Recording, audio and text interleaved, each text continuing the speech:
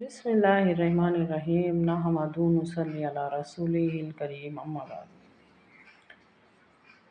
غور کیجیے اس بات میں کہ یہ میرے ہاتھ میں نہیں تھا، یہ میرے ہاتھ میں، یا آپ اپنے اوپر غور کریں گے تو یہ ہمارے ہاتھ میں نہیں ہے کہ ہم فلاں فلاں شہر میں، فلاں فلاں گاؤں میں، فلاں فلاں جگہ، اس گھر میں اپنی مرضی سے یہ بن کے آئے، یہ بن کے پیدا ہو۔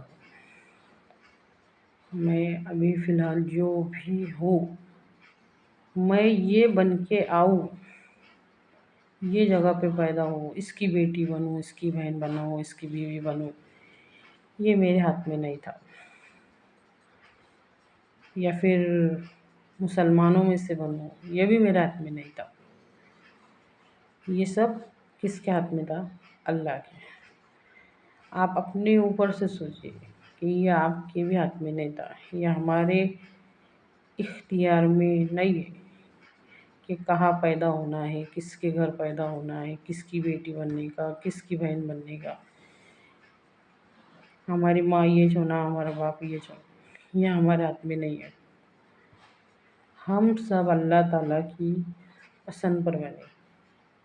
اللہ تعالیٰ نے خود پسند کیا، میں اس انسان کو یہ جگہ پہ یہ بنا کے بھیجوں۔ اللہ تعالیٰ نے اپنی پسند پر ہم کو مسلمان بنائے۔ الحمدللہ، تمام تعریف اللہ کے لیے جس نے ہم کو اسلام دیا۔ اچھی طرح سے سمجھیے اس بات کو۔ ایمان ہے نا، ایمان ہم کو وراثت میں ملا، وراثت میں ملا۔ یہ وجہ ہے کہ ہمارے پاس اقرار باللسان تو ہے، تصدیق بالقلب نہیں ہے۔ زبان سے اقرار کرتے ہم، ہاں ہم مانتے، ہاں ہم مسلمان ہیں، کلمہ پڑھنے والے، دل سے اس کی حقیقت کو نہیں پہنچے، اس کے یقین کو نہیں پہنچے۔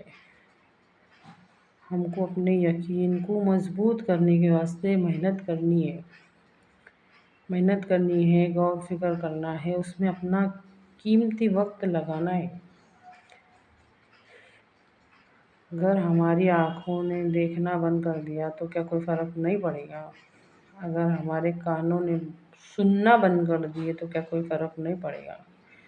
اگر ہمارے ہاتھ اور پاؤں نے ہلنا چلنا بند کر دیا تو کوئی فرق نہیں پڑے گا؟ اگر ہمارا سانس لینا اچانک سے بند ہو جائے تو کیا ہم کو کوئی فرق نہیں پڑے گا؟ سوچ کے دیکھو۔ تو یقین ہے نا ہم کو، ہم تو مانتے ہیں نا اس بات کو کہ ہم کو بنانے والا اللہ ہے۔ اللہ کی محبت اپنے دلوں میں پیدا کرو۔ یہ ایمان کی بنیاد ہوں گی جو ہم کو اسلام پہ چلیں گے۔ اللہ کی محبت نیکیوں کی طرف لے کے جاتی اور دنیا کی محبت برائی کی طرف کھینچتی۔ کہ ہم اس حکم کو ڈھونڈنے والے بن جائیں گے کہ اللہ ہمارے رب، ہمارے بنانے والے، ہمارے پالنے والے، ہمارے کھلانے والے، ہماری تقدیر کو بنانے والے، کہ تیرے حکم پہ میں چلوں، تیرے حکموں پہ میں چلوں۔ اے اللہ، تیرے حکموں پر چلنا ہمارے واسطے آسان کر۔ تو ہونا تو یہ چاہیے تھا کہ ہم نے شروع سے اللہ کے حکموں کو سیکھنے کی محنت کرنا چاہیے تھا۔ ہماری جو خواہشات نفس ہے نا، ہماری خواہشات نفس کو ہم کو ہمارے نبی کریم صلی اللہ علیہ وسلم کے طریقے کے مطابق ڈھالنا چاہیے تھا۔ ہمارے نبی صلی اللہ علیہ وسلم کا ارشاد ہے کہ تم میں سے کوئی شخص کامل مومن ہو ہی نہیں سکتا جب تک کہ اس کی خواہشات نفس، مطلب اس کا دل اس دین کے تابع نہ ہو جائے جس کو لے کر میں آیا، اس دین کے تابع جو نیکی اور بھلائی کی، خیر خواہی کی باتیں ہمارے نبی صلی اللہ علیہ وسلم نے سکھائے، ہمارا دل اس کے تابع ہونا چاہیے تھا، تابع داری کرنی چاہیے تھی، وہ عمل ہماری زندگیوں میں نظر آنا چاہیے۔ تو وہ نہیں ہے، وہ نہیں ہے۔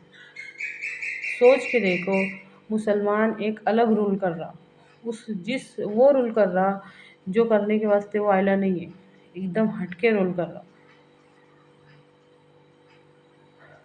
الحمدللہ اتنا بڑا مقصد دے کے بھیجے گئے تھا کہ ہم ہی نے موت اور زندگی بنائی تاکہ تم کو آزمائے کہ کون کس سے بہتر عمل کر کے آتا ہے۔ تو کون کس سے بہتر عمل کر کے آتا ہے یہ دیکھنے کے واسطے مسلمانوں کو بھیجا گیا تھا۔ عبادت بھی اللہ کی، اطاعت بھی اللہ کی، معاملات نبی کریم صلی اللہ علیہ وسلم کے طریقے پہ، معاشرت نبی صلی اللہ علیہ وسلم کے طریقے پہ، یہ مسلمانوں کا رول ہونا چاہیے۔